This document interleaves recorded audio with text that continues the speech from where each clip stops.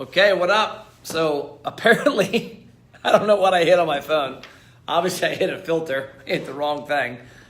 I've got the Blues Brothers hat going. So, Johnny and Michael, two guys that I'm mentoring that are in my ROI Engine program, two young guys from California, just hit me up and sent me a message and wanted me to look at something. Their question, let's go ahead and talk about it because I'm going to figure what the heck. They wanted me to look at something. I figure I'll go live with it. They won't be watching this, but they already had the conversation with me, and they're sending me a menu. So here it is. Let's see. Here's the food menu. So they got a restaurant they're going to see. Hey, what's up, Kyle? That is higher end. And their question was, do they go in with the free appetizer still, or do they try something different because the guy's appetizer are a little more expensive? So let me look at this menu we've got here. So, well, that's a pretty good looking menu. So they've got Parmesan crusted green beans for $9.99, pan-seared pork belly, sugar snap peas, boneless wings, jumbo shrimp, and what does this one say? And salt and pepper calamari. So they got a $9, $9, $7, $9, $16, $12. They got soups and salads. Their entrees, $17, $25, $28, $51. That's my jam right there, bone-in ribeye. Angus, $29. So it's a higher end. So this average check's probably, if I had to guess based on what I'm looking at here, going to be $75 to $100 if you go with three to four people. So the question came into having that conversation with the restaurant owner about the fact that, you hear people say, I don't want to give away a free appetizer, or I don't want a discount, I don't want to do that. Well, you want to put butts in the seats, right? Well, yes, okay, good. So let's start from there.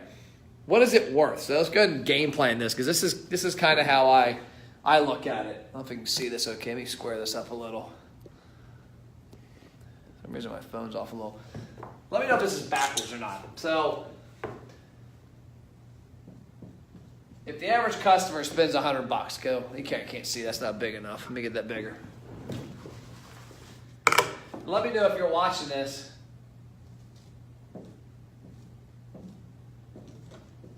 If this is the right way. Is that the backwards, or is that, who we got here? Spencer, Eugene, Kyle, is this okay? Can you read the 100, or is it 100 backwards? I can never tell. I thought I switched the screen, maybe I didn't. So what we're looking at is 3 levels of customers. Looks good, cool. It actually put the glasses down. How are you? What up, Ross? I'll be up in your country in a couple weeks. I'll be in Alberta. We're going to Banff to go skiing. You got to come. We got an extra sofa. So what we're looking at is average customer's $100 in this restaurant they're going to. What up, Michael? This is your example. So you've got great, good, new. And so what I always approach this is, okay, let's say this great customer right now comes 10 times a year. This good customer comes 5 times, and obviously this new one comes 0, hence the word new. So what is it worth to get this $100 check just one time? And this is where a lot of businesses, they say they don't want to discount, they want to do stuff. What's funny is they'll go spend $4,000 or $5,000 on a direct mail piece, on a magazine ad, on a TV ad, on a radio ad, and they're spending advertising money and they're branding. And they don't see that as discounting. Well, you have an acquisition cost. So the concept, what I love about marketing like this, is getting this customer's info. Because now, let's say you don't have this customer's info, and you get them 10 times, 5 times, and the new is a crapshoot. But let's say you have their info, and you give them a free appetizer, you give them a free steak. I mean, think about that. Michael, if you're watching this, Johnny, what the hell's wrong with a free steak? Bribe my ass to come into your restaurant. So let's say we give them a free steak. Let's say because you now have the messenger subscription, the email, maybe even cell phone for text, whatever, because high-end restaurant, I can see text working well as well. You're going to have less people. That's one thing to keep in mind. Your cost per comment, your cost per link, your link click, your cost for opt-in is going to be higher because you're eliminating a lot of the population who will not go to a restaurant like this, even if they have something free, because they can't relate to the brand. But let's say you get this customer in, this great customer comes in 4 more times a year. That's $400. Let's say this customer comes in 3 more times.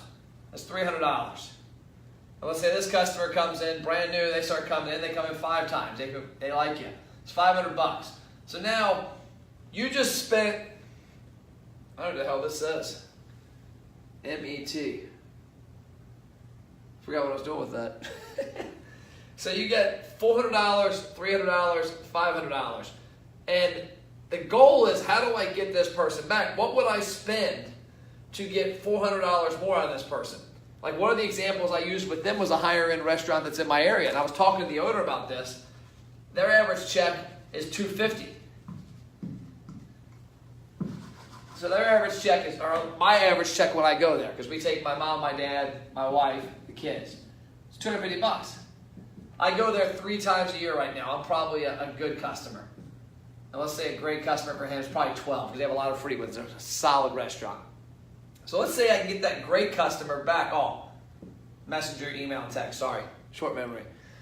So let's say I can get that $250 customer, that great customer, coming for lunch 2 or 3 times, coming a couple other things. Let's say I get them back 4 more times because I have their information. Because you look at this. Matt Plapp here loves this restaurant. I love Walt's Hitching Post.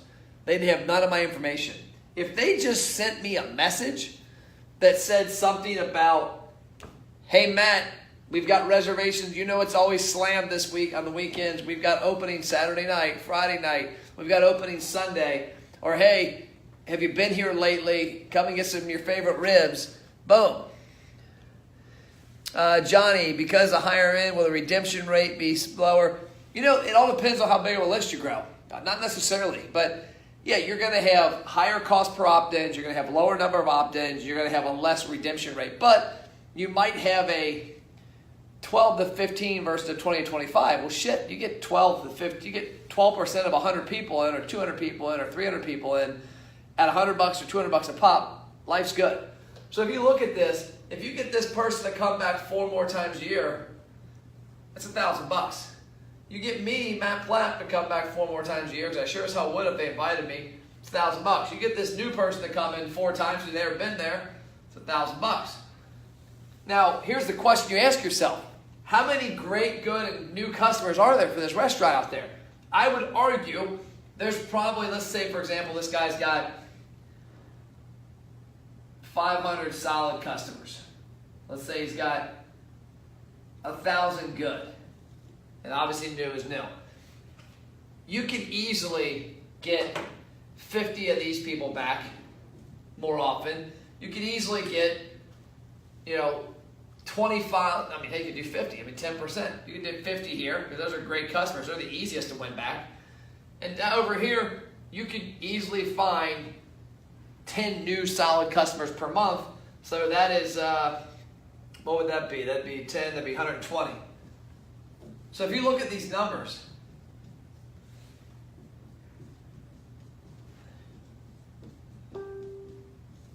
by them not being able to communicate with people, by them not being able to drive new people in, that's $250,000 they're leaving on the table.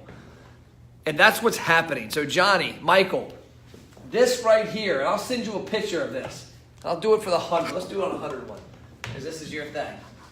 And show him, and you can look at this while you're meeting with the guy.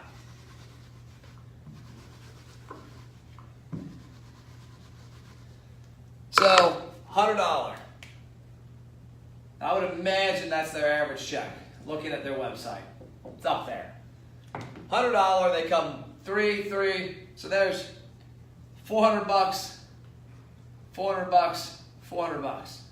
Up here, I would imagine they can get, say it's the same equation. They could easily get 50 of their great customers to come back more often. They could even get 50 of their good customers, and they can gain 10 new a month, 120. 120, 50, 50. That's $20,000 in revenue. Hell, that's math right there. What is that? 400 times 120.